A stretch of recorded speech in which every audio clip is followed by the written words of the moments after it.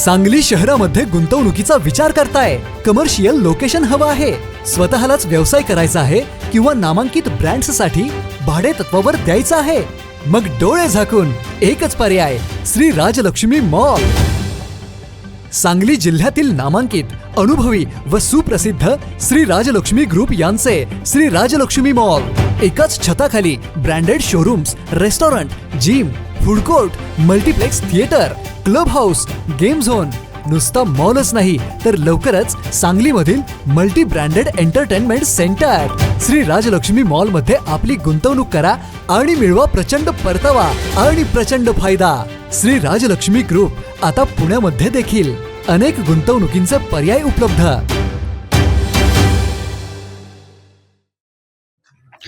नमस्कार, प्राईम न्यूजमध्ये आपल्या सर्वांचं स्वागत. आपण आज प्रभाग क्रमांक 13 मध्ये आलोय.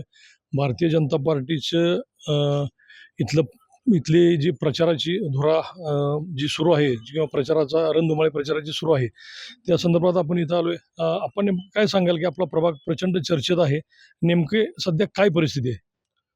प्रभाग 13 चर्चेत जरी असला तरी आम्हाला ह्या मतदारांमध्ये प्रचंड असं एक चैतन्य दिसलेलं आहे.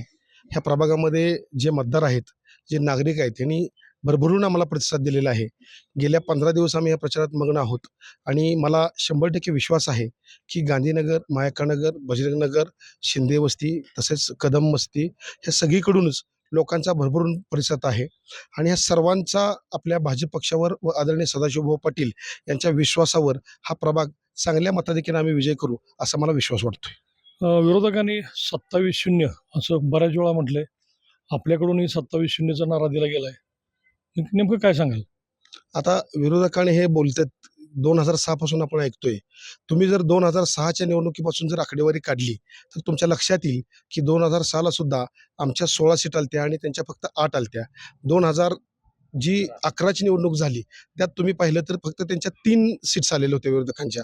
2016ची निवडणूक पाहिली त्यात सुद्धा त्यांच्या फक्त 2 सीट आल्या होत्या. ह्याच्यावरून तुम्ही विचार करा की विटे म्हणजे पाटील कुटुंबीय आणि पाटील कुटुंब म्हणून विटे असं एक समीकरण झालेलं आहे. त्यामुळे विरोधकांच्या वल्गना आहेत, याचं उत्तर 3 तारखेला त्यांना निकालात मिळेल नक्कीच. परंतु याच पाटील कुटुंबावर त्यांनी दहशत म्हणून जो प्रचार सुरू केलाय, नेमकं काय आहे? म्हणजे पाटलांची दहशत आहे असं प्रत्येक वेळेला त्यांच्याकडून सांगितलं जातं. मला सांगू इच्छितो की जे त्यांनी प्रचार केलेला आहे, जर तशी काय दहशत असती तर गेली 55 वर्ष ह्या विटेच्या मायबाप जनतेनं जो सदाशिवभाऊ पाटील, हनुमंतराव साहेबपासून आदरणीय वैभवदादा पाटील यांच्यावर जो विश्वास दाखवून एक हाती सत्ता त्यांना कायम दिलेली आहे, याच्यावरून तुम्ही विचार करा. जर अशी दहशत असती तर लोकांनी एवढी मोठी मेजॉरिटी ह्या नगरपालिकेत आदरणीय पाटील कुटुंबियांच्या मागं लावली असती का? त्यामुळं मला असं म्हणायचं आहे की हे फक्त त्यांचे वल्गणा आहेत. ह्या वल्गणा सगळ्या ज्या आहेत त्या 3 तारखेला त्यांना त्याचं उत्तर मिळेल. ॲडव्होकेट तानाजीराव जाधव यांची जी आपण प्रभाग क्रमांक 13 मध्ये चर्चा करतोय, नेमकं काय सांगाल? स्वच्छता प्रशासन आल्यापासून सांगितले की आज तुम्ही त्यामध्ये सामील होता. नेमकं काय विषय आहे? प्रभाग नंबर 13 मधून आमचे मित्र प्रशांत आप्पा प्रभाग क्रमांक 13 मधून उभे आहेत.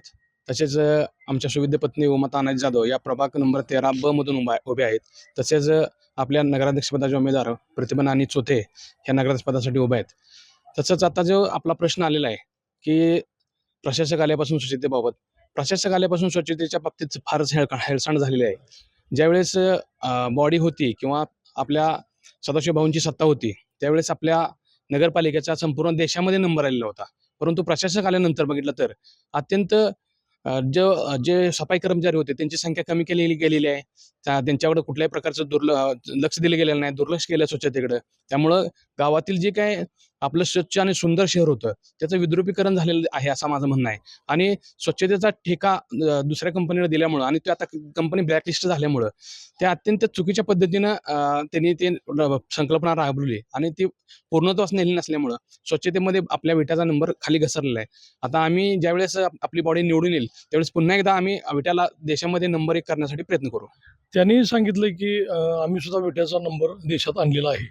त्यांनी स्वच्छतेमध्ये आपल्या पाटील गटाची सत्ता होती त्यावेळेस देशामध्ये नंबर आलेला आहे. देशामध्ये आपण चांगल्या प्रमाणात जाऊन बक्षीस समारंभ सुद्धा स्वीकारलेला आहे. गेली 5 वर्ष म्हणण्यापेक्षा गेली 9 वर्ष आज तुम्ही नगरसेवक म्हणून आहात.